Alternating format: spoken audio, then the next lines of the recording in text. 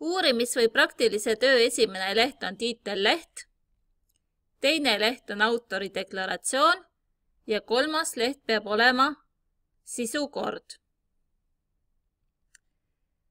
Kui teil sisukorra jaoks tühja lehte pole, siis vajutage kas eelmise teksti lõpus või sissejuhatuse alguses Ctrl-Enter ja saate tühja lehe. Sisukorra saamiseks valin viited menüüst, sisukord ja automaatne sisukord 1. Sisukorra pealkirja teen sarnaseks teiste pealkirjadega. Samas ei tohi teda pealkiri 1 laadi teha, sest muidu tuleb ta sisukorda.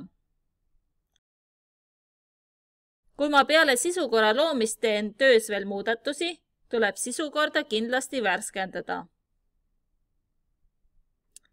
Sisukorra värskendamiseks valin värskenda sisukord ja värskenda terve tabel. Okei.